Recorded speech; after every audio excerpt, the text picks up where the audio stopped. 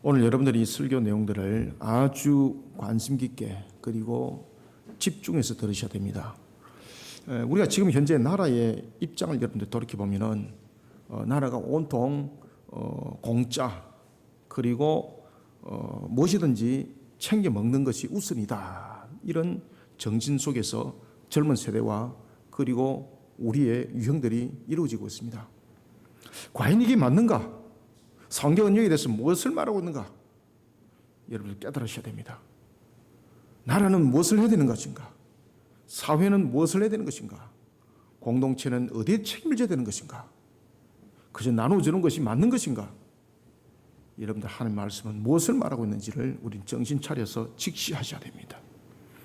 우리는 항상 살아가면서 현재를 살아가지만은 항상 우리는 과거를 살아가는 것이 아닙니다.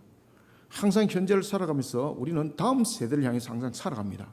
그러면은 우리의 삶의 형틀들도 항상 다음 세대를 위해서 항상 예비되어지고 준비되어지는 것이 사회의 형틀이고 국가의 형틀이고 공동체의 형틀이 되어야 합니다. 이건 너무나도 당연한 것입니다.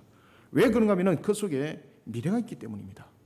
그런데 지금 나라에서 행한 행각들을 보면은 도대체 무엇을 하자는 것인지, 그리고 또한 권력자들이 행하는 행동을 보면은 도대체 무엇을 하고자 하는 것인지 오늘 우리는 정신을 바짝 차려야 됩니다. 여러분, 나라가 영적으로 건강하지 못하면요, 그 건강하지 못한 상태 속에서 이루어진 경제적인 것들, 그리고 그 경제적인 것들로 이루어진 풍성함, 겉만 화려하지 속은 썩은 열매입니다. 그 열매는 결국은 먹고 전부 다 배탈 나고 그리고 또한 극기야는 죽음에 이르게 되는 겁니다. 지금 우리의 이런 나라의 구조적 측면을 보시면은 마치 이런 내용들을 모판을 깔고 가는 것 같습니다. 영적으로 건강한 사회와 나라는 다음이 밝습니다. 아모스는 남과 북으로 갈라진 유다와 이스라엘을 비롯한 주변의 6나라, 그러니까 총 8개 나라죠. 8개 나라에 대해서 심판과 예언에 대해서 말을 하고 있습니다. 모든 심판은 공의의 입각에서 진행됩니다. 어떤 것들도 하나님께서 우리에게 은혜를 베푸심도 그리고 모든 것들도 공의가 전부 다 밑에 깔려있다는 것을 여러분들은 인식하셔야 됩니다. 모든 심판은 공의에 입각하여서 진행됩니다. 심판은 이유가 있습니다. 그러면 오늘 본문에 보면은 아모스는 왜 남유다와 왜 북이스라엘이 심판을 당하는가, 여기에 대해서 이야기를 하고 있습니다. 왜 심판을 당하는가? 그 이유는 우상 숭배와 불의에 따른 공의의 값입니다.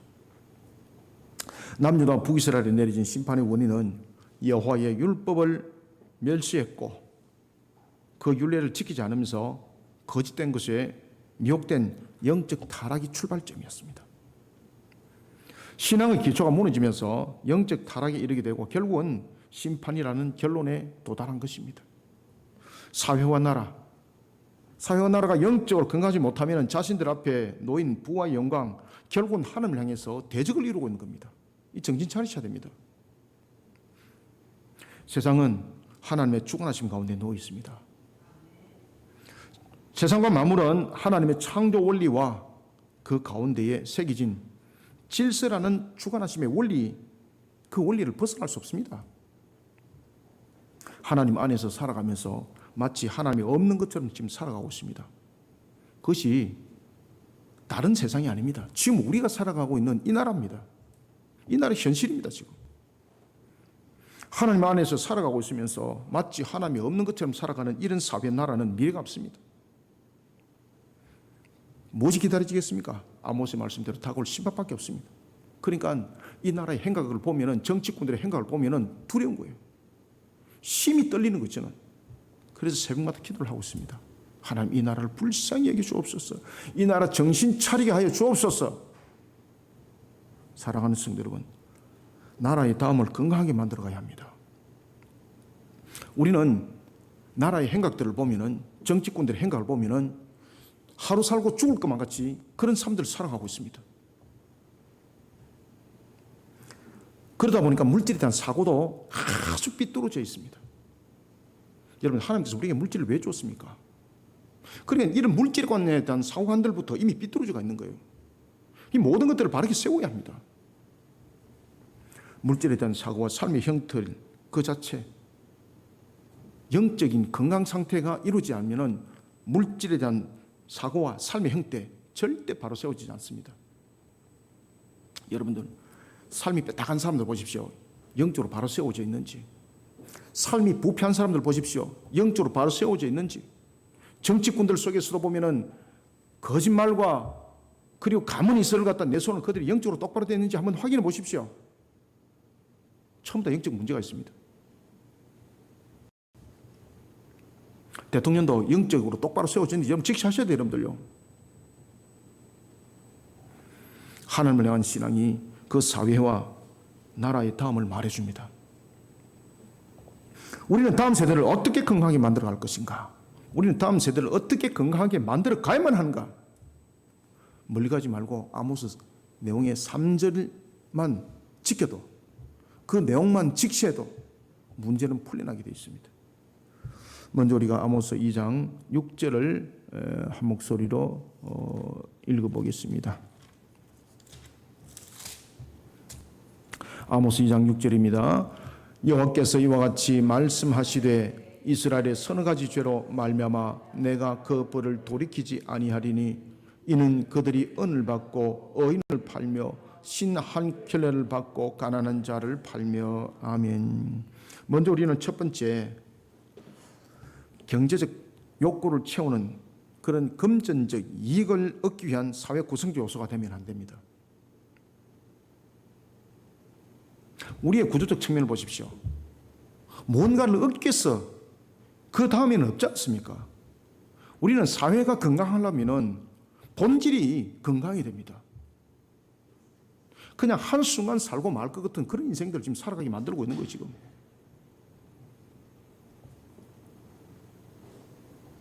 지원금을 나눠준다. 온통 나라가 공짜에, 그리고 언제 노는지 눈이 벌게지고 있습니다. 과연 맞습니까? 나라가 빚을 지어도 괜찮습니다. 그거 맞습니까, 그게? 다음 세대를 나라는 어떻게 해야만이 건강하게 지켜나가는가를 고민을 해야 됩니다. 하루팔이 인생이 아니라 무엇을 정확하게 짚고 넘어가야 되는가. 우리는 현재를 살면서 항상 다음을 살아가게 되어 있거든요. 현재만 살고 다음은 필요가 없다는 이야기예요, 지금 그 구조 측면이. 우리는 경제적 욕구를 채우고 금전적 이익을 얻기 위한 사회 구성 요소가 아니라 정직하게 땀 흘린 사회를 만들어 가야 됩니다. 이거 창조 원리입니다.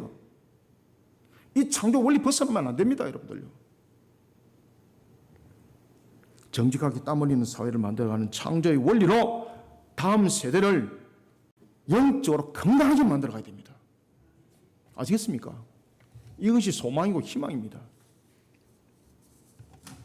유다가 하나님의 심판을 면하지 못한 이유와 그리고 북이스라엘이 심판을 면하지 못한 이유에 대한 공통점이 뭔가 아십니까? 아모스 선지자가 굉장히 의미심장한 단어를 탁 하나 던지고 있습니다. 그것은 어느 성경에도 나타나지 않는 것인데 아모스의 특징적으로 나타납니다. 8개에 대해서 그 나라들을 심판하는 부분에 대해서 공통적으로 아모스가 그 단어를 딱 쓰고 있거든요. 특히 예언서 속에서 공통적 부분에서 그 단어를 쓰고 있다는 것은 그 단어 속에 심각한 내용들이 있다는 내용들입니다.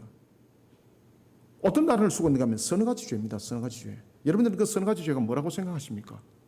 서너 가지. 그러면은 3과 4는 전부 다 단수입니다. 명사입니다. 그죠? 그러면 서너 가지 죄 숫자를 말하잖아. 그죠? 우리가 서너 가지 이러면 죄 숫자를 갖다 이야기할 때 서너 가지 이렇게 우리가 표현하지 않습니까? 그러면 이 본문에서 말하고 있는 서너 가지 죄는 무엇을 말하고 있는가? 분명히 아모스 선지자는 이들이 심판받는 것이 서너 가지 죄가 원인이 되었습니다. 이야기를 하고 있습니다. 오늘 본문이 이렇게 말합니다. 이스라엘의 서너 가지 죄로 말미암아 내가 그 벌을 돌이키지 아니하리니. 이 하나님의 음성이거든요. 그러면 서너 가지는 죄는 무엇을 말하고 있는가? 앞에 서는 3이고 너는 4입니다. 이거는 히브리어에서도 이것을 단수 명사로 딱 쓰고 있습니다. 아시겠습니까? 그럼 이것을 일반적으로 보면은 죄의 숫자를 말하고 있습니다.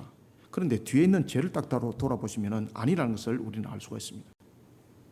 이 히브리서에서 이 죄를 어떻게 쓰고 있는가 하면은 복수형인데 영예형을 쓰고 있습니다.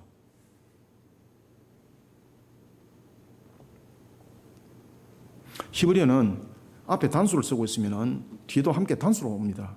아시겠습니까? 그런데 지금 이에 죄가 복수 영예형을 쓰고 있습니다. 이건 무엇을 말하고 있을까요, 여러분들? 이 죄가 서너 가지 종류를 말하고 있다는 것이 아니라는 겁니다. 그러면은 이 서너 가지 죄는 무엇을 말하고 있는가 하면은 죄와 관련된 것이 계속해서 반복적으로 일어나고 있다는 것을 강조하고 있는 거예요, 여러분들요. 그래서 서너 가지 죄예요. 단수와 단수를 명사 속에 쓰고 있는데 복수 영형을 쓰고 있어요. 그것은 죄가 반복적으로 일어나고 있다는 뜻이에요. 아모스가 선지자로 활동하던 그 시대, 북이스라엘은 여로보암 2세가 나라를 다스릴 때였습니다. 나라가 얼마나 부강했는지 모릅니다. 이스라엘 역사에 통틀어서 여로보암 2세 때가 제일 부유했습니다. 경제적으로는 이스라엘 역사 속에서 그 어느 누구도 부인할 수 없는 부를 누리던 때였습니다. 아무도 부인 못합니다. 나라도 강성했습니다. 신무기도 얼마나 개발 많이 했는지 모릅니다. 그 당시에 이제 아수르가 물론 내분에 있어서 여러 가지 홍역을 겪고 있었기 때문에 그런 일도 있었지만은 여로보암 2세가 아수르가 점령하고 있는 그 땅을 일부를 차지하기도 했습니다. 당대 최고의 제국인데 그 땅을 차지했다는 거예요. 그런데 문제는 이들이 부와 강성함이 어디로부터 일어났는가라는 것을 가르쳐주고 있어요. 그래서 서너 가지 죄로라고 말하는 그 출발점은 어디서부터 일어났는가? 바로 이스라엘 역사 속에서 그 출발점이 찾아지는 겁니다. 여러분들이 잘 아시는 것처럼 북이스라엘의 역사는 BC 930년에 남과 북이 갈라짐의 역사 속에서 일어났습니다. 남쪽은 솔로몬의 아들이었던 르호보암이 다스리게 되고 북쪽의 10지파 반은 여로보암 1세가 나라를 다스리면서 그의 권력을 존속시키기 위해서 신앙으로 나라를 갈라버립니다. 그죠? 자신의 권력과 자신의 세력이 우선이 되었던 겁니다. 하나님을 향한 신앙은 그냥 자신이 필요한 도구에 불과했던 것입니다. 그러면서 무서운 죄를 범합니다. 바로 남과 북의 경계선이었던 베델에 금송아지 우상을 세우고 그 다음에 북쪽 끝인 단에 금송아지 우상을 세우면서 제단을 세우면서 이것이 하나님이다 라고 말하고 그리고 절기를 다 바꿔버립니다. 절기 날짜를. 그래만이 예루살렘으로 내려갈 일이 없는 거죠.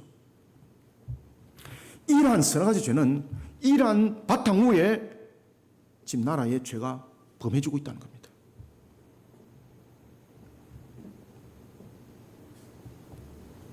금송아지 우상 그리고 우상 숭배 이것이 그 사회의 전반적인 문제가 됐던 겁니다. 사회적으로 윤리적으로 타락은 나라의 경제를 불이함으로 만들어갑니다. 이들의 부는 바로 탐욕과 불법과 불의 가운데 자행되고 있었습니다. 부를 얻기 위해서는 인신매매도 일삼는 부패한 사회였습니다. 지금 우리 사회를 구조를 한번 보십시오. 마치 여로보암 2세 때 지금 우리의 경제적 구조가 여로보암 2세 때도 되지 못합니다만은 우리가 죄를 범하고 있고 썩어가는 구조는 그 시대와 똑같습니다. 부를 얻기 위해서는 인신매매도 일삼는 부패한 사회였고 권력과 힘을 앞세워 속이는 경제적 구조를 가지고 있었습니다. 그래서 오늘 본문에 보면은 사람을 신 한 클레 팝니다. 비참하지 않죠? 신 한 클레를 받고 가난한 자를 파는 상상도 되지 않는 일들이 자행되고 있습니다. 그런데 거기서는 합법이었습니다.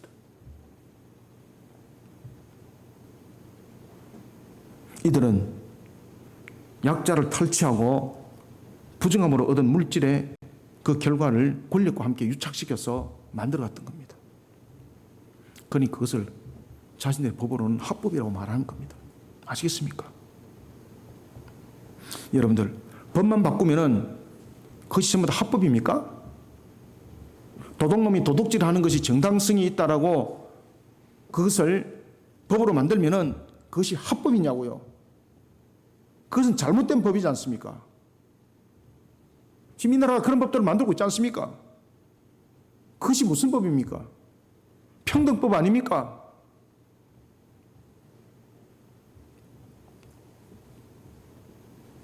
육절을 우리 한번 읽어봅시다. 시작. 여호와께서 이와 같이 말씀하시되 이스라엘의 서너 가지 죄로 말미암아 내가 그 벌을 돌이키지 아니하리니 이는 그들이 은을 받고 어인을 팔며 신 한 클레를 받고 가난한 자를 팔며. 아멘. 자신의 경제적 욕구를 채우기 위해서 사람을 신 한 클레의 가치에 파는 사회, 그 사회가 여러 번 있었답니다. 그들은요 그것을 합법의 법으로 만들었습니다. 그러니까 정당성이, 권력을 가진 자들, 부자들은 그 행하는 것이 정당성인 거예요. 왜? 자신들은 그 법을 그렇게 주장했기 때문에. 여러분, 국회의원들이 모여가지고 입법하면은 전부 다 그게 정당성입니까? 나라가 똑바로 세우지 못하는 법을 만드는 것이 정당성입니까? 그것이 공의성입니까? 그 썩은 뿌리 아닙니까? 누가 탄핵의 대상입니까? 그런 것을 입법한 자들이 다 대상 아닙니까? 그런 무리들이 물러가야 될 대상이 아닙니까? 저는 정치적 발언하는 것이 아닙니다. 이 나라 똑바로 보자는 겁니다. 저는 정치에 관심 없습니다. 세상이 하나님 말씀대로 바로 세워지지 못하니까 지금 이야기를 하고 있는 겁니다. 하나님이 어떤 말씀을 하시고 있는지 두려움을 가져야 됩니다. 제가 지금 이 말씀을 주고 있으니까 우리 성도들만 긴장하고 있는 거예요. 이 나라 정신 차려야 됩니다, 여러분들요. 그들은 공의라고 외치지만 전부 다 거짓말입니다. 심지어 공의를 외치는 어인을 은을 받고 팔아버렸다 했습니다. 이 맞습니까? 얼만큼 사회가 불의한지를 대변하고 있습니다. 그런 사건들이 권력과 유착을 가지면서 일어나고 있었습니다. 그런 사건들이 왕을 중심으로 일어나고 있었습니다, 여러분들요.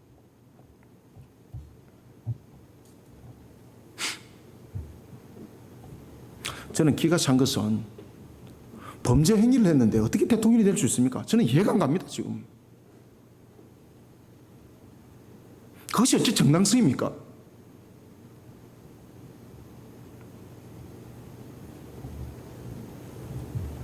신명기 15장 7절은요, 가난한 자의 것을 빼앗지 말고 돌아보라고 했습니다.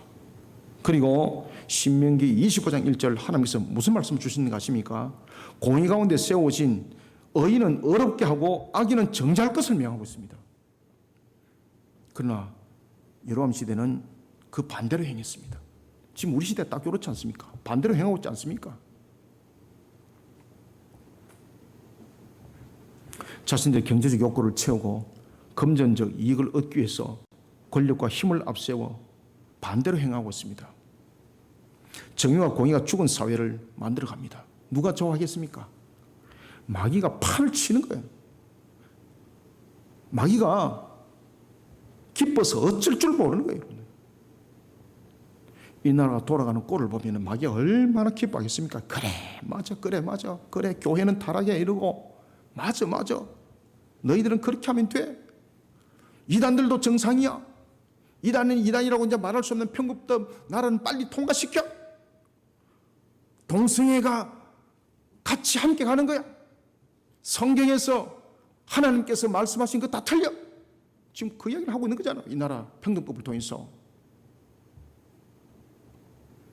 마귀가 흑암 속에서 춤을 추고 있습니다. 사랑하는 성도 여러분, 하나님의 법을 엎어버리면 안 됩니다. 하나님의 법을 엎어버리고 얻을 것이 무엇이 있습니까? 하나님의 법을 엎어버려 그 세상에서 물질과 영광은 잠시 있다가 사라진 안개 정도가 아닙니다.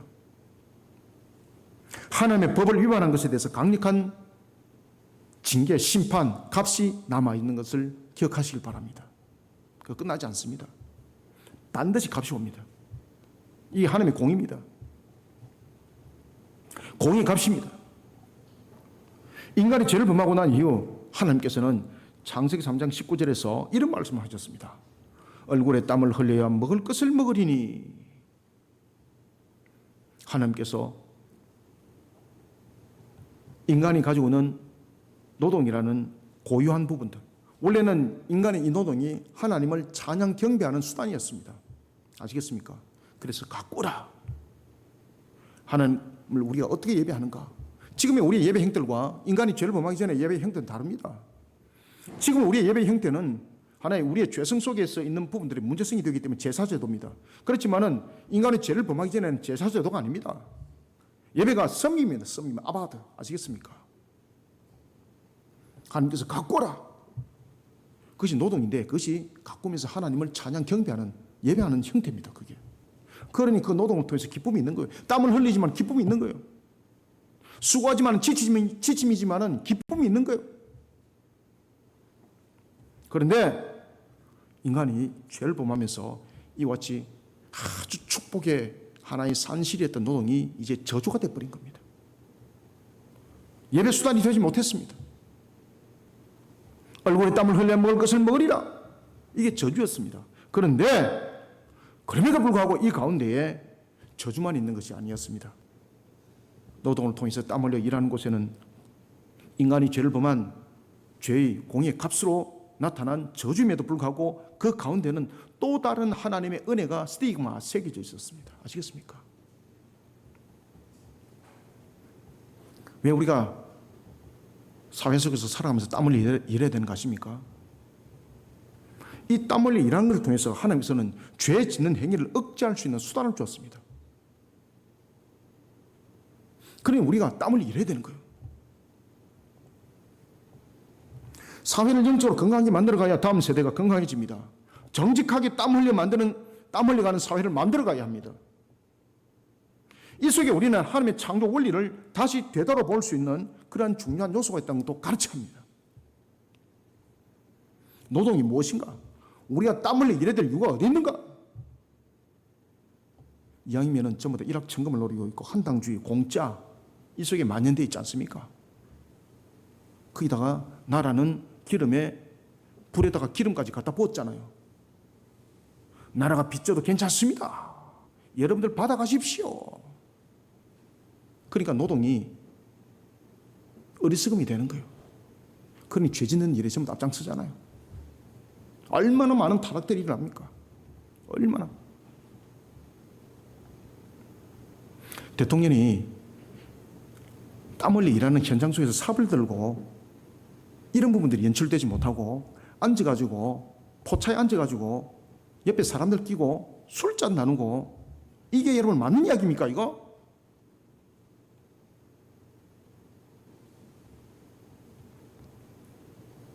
땀 흘려 일해야 될 이유가 있습니다. 아시겠습니까?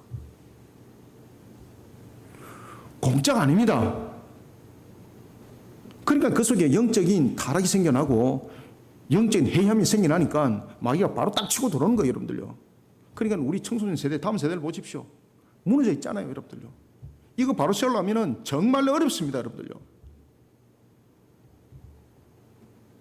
땀 흘려 일해야 되는데 공짜 세대를 말은 늘어가고 있지 않습니까? 그럼 이 세대들이 다음에 커서 뭐 하겠습니까? 지금 여러분들 공장이 힘든 곳에 옛날에는 사람들이 힘든 곳에 가서 기술 배우려고 그랬습니다. 지금 누가 기술 배우려고 그럽니까? 앉아가지고 손가락이 알랑알랑 해가지고 일확천금 놀리려고. 그죠? 온통 나라는 복근으로 덜끌어 있고 사양심의 조작 속에 있고 한탕주의 속에 있고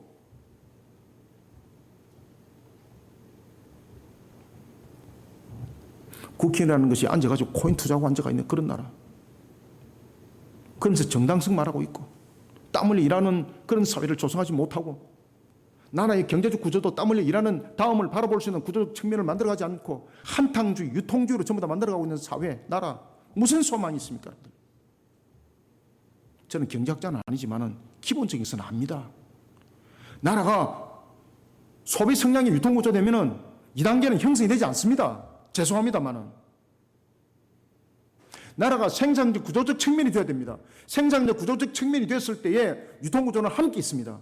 그런데 유통구조만 있으면 생산구조는 없습니다. 그러면 생산구조가 없기 때문에 어떻게 됩니까? 수입을 많이 해서 다른 데로 가야 되는 거죠. 그럼 어디로 가 있습니까? 그 구조가. 뻔하잖아요, 여러분들요. 땀 흘려 일하는 사회를 우리가 왜 땀 흘려 일해야 되는가? 창조 원리가 말하고 있지 않습니까? 그래서 우리는 이 땀이라는 부분에 대해서 잘 가르쳐야 합니다. 교회에서도 이것을 잘 가르쳐야 합니다. 앉아가지고 청년들에게도 가르칠 때에 앉아가지고 그저 들떠는 분위기를 만들어가는 것 아닙니다. 바른 말씀을 일깨워야 되고 왜 우리가 근본적으로 땀 흘려야 되는가를 이것을 교리적인 측면이 아니라 이것을 신앙으로 이것을 삶의 모습에 바르게 세워져야 될 중심으로 가르쳐야 합니다. 이런 가치관들이 형성돼야 됩니다. 한탕주의, 일확천금, 공짜주의, 정직한 땀 흘리는 사회를 만들어가는 창조 원리로 다음 세대를 영적으로 건강하게 만들어가는 우리 모두 한국교회가 되기를 소원합니다. 두 번째는 7절을 읽읍시다. 시작. 힘없는 자의 머리를 티끌 먼지 속에 발로 밟고 연약한 자의 길을 굽게 하며 아버지와 아들이 한 젊은 여인에게 다녀서 내 거룩한 이름을 더럽히며. 아멘.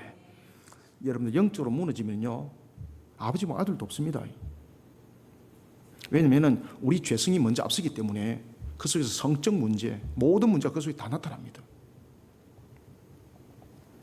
우리는 두 번째, 다음 세대를 위해서 우리는 무엇을 해야 되는가?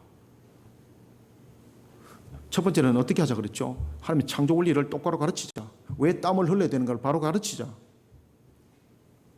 그 다음 두 번째는 권력과 세력을 앞세워 자신들이 원하는 것을 만들어가는 세상이 아니라 하나님의 창조 질서 원리를 바르게 세워 다음 세대를 영적으로 건강하게 만들어가야 합니다. 창조 질서 원리를 세워야 됩니다. 북이스라엘의 죄는 하나님께서 명한 계명을 철저히 짓밟는 것으로부터 출발합니다. 사회적 약자를 향한 반인륜적 행위가 권력을 앞세워서 자행되고 있습니다. 근데 그들에게는 합법인 거예요. 왜? 자신들이 법을 그렇게 정했으니까. 그러다 보니까 나중에 짓밟힌 자들도 똑같이 그 짓을 하게 되는 겁니다. 부유한 자들은 가난한 자의 머리에 티끌마저 탐낼 정도로 권력과 유착해서 추태를 일삼고 있습니다. 성적 문란함과 타락은 극치에 이릅니다. 신의 축복을 빌면서 신전 창기와 맺은 성관계가 예식이 되는 시대를 살아가고 있습니다. 그리고 한 여종을 두고 아버지와 아들이 성관계를 맺는 파렴치한 행위가 부끄럽지 않게 자행되고 있는 사회가 그 당시입니다. 무엇이 무너졌을까요? 창조 질서의 원리가 무너진 겁니다. 하나님께서 천지와 만물을 창조하면서 창조 질서의 원리를 세우셨습니다. 지금도 만물이 운행되는 것은 하나님의 창조 질서 원리입니다. 아시겠습니까? 질서 원리 속에 무엇이 생긴다고요?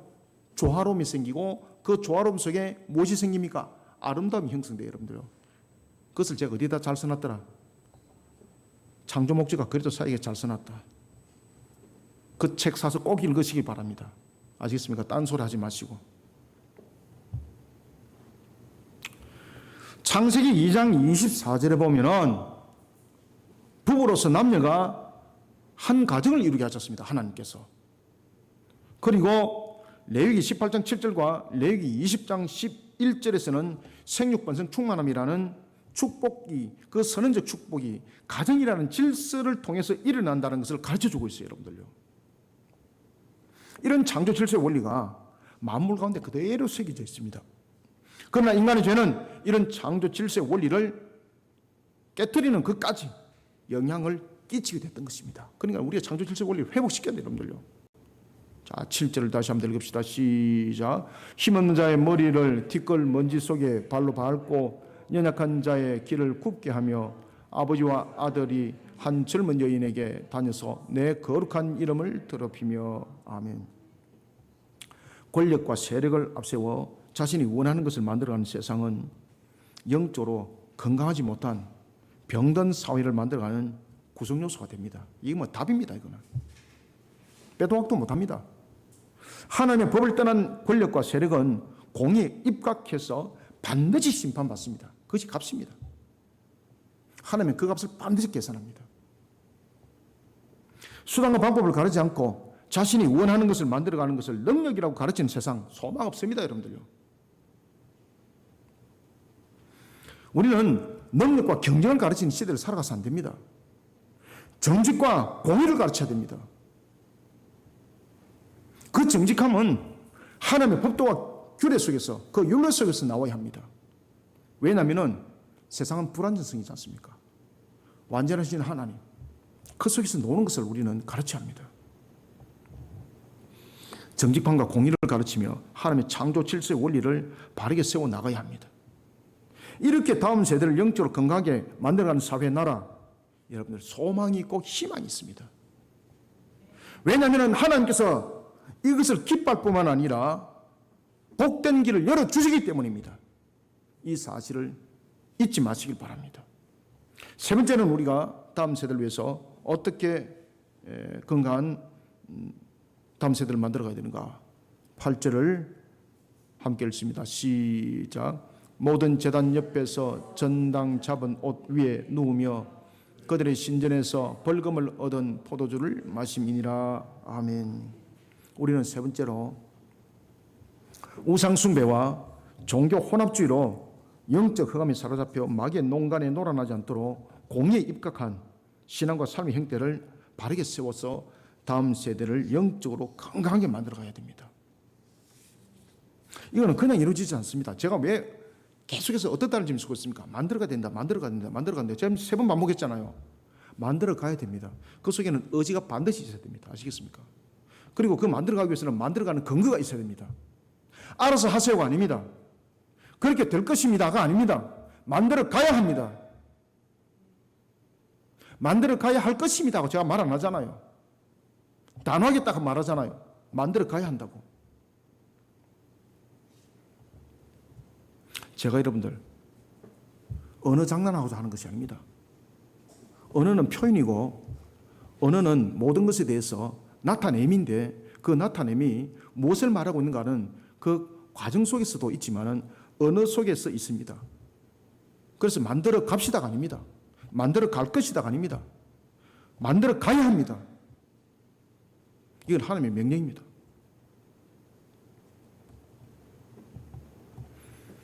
부자들이 자신의 쾌락을 즐기기 위해서 가난한 자들의 생명과 직결되는 저당 잡은 겉옷, 그 겉옷을 가지고 그들이 조롱하고 비웃고 심지어 바닥에 누울 때 땅에 깎는 용도로 사용합니다. 술을 마실 때 방석으로 사용합니다. 이거는 단순히 그렇게 사용했다는 뜻이 아닙니다. 오늘 본문 속에서는 이것은 어떤 이야기를 하고 있는가 하면 겉옷을 저당 잡은 사람들에게는 인권도 없다는 뜻입니다. 어떤 권력도 어떤 권한도 그들에게 내세울 것이 없다는 벌레와 같다는 것입니다. 이런 일들이 어디서 차용되고 있었습니까? 오늘 본문에 보면 이렇게 말하고 있습니다. 모든 제단 옆 그리고 신전입니다. 여러분들 북이스라엘에 성전이 있습니까? 없잖아요. 그러면 이들이 말하는 제단과 신전은 어디를 가리키겠습니까? 우상숭배 제단을 말하고 있습니다. 우상숭배와 종교 혼합주의를 앞세운 영적 타락 가운데 이런 일들이 자행됐다는 것을 말하고 있는 것입니다. 8절을 함께 읽읍시다. 시작. 모든 제단 옆에서 전당 잡은 옷 위에 누우며 그들의 신전에서 벌금을 얻은 포도주를 마심이니라. 아멘. 우상숭배와 종교 혼합주의, 영적 흑암에 사로잡힌 모습 속에 자신의 가치를 입증하려는 어리석은 시대, 그 시대를 살아가면 안 됩니다. 마귀의 농간에 놀아나는 겁니다. 그렇지 않기 위해서는 어떻게 되는가? 다른 방법 없습니다. 공의에 입각해야 됩니다. 공의에 입각한 신앙과 공의에 입각한 삶의 형태를 바르게 세워야 됩니다. 답 없습니다. 그 외에. 그래서 우리는 외쳐야 됩니다. 세상이 이것을 못 깨닫잖아요. 그죠? 교회들도 이것을 못 깨닫잖아요. 그럼 어떻게 됩니까? 혁명이 이렇게 됩니다. 무슨 혁명을 일으키는 거 아십니까? 종교 혁명을 일으켜야 됩니다, 여러분들. 종교 혁명을. 이거 잘못된 거 전부 다 갈아엎어야 됩니다.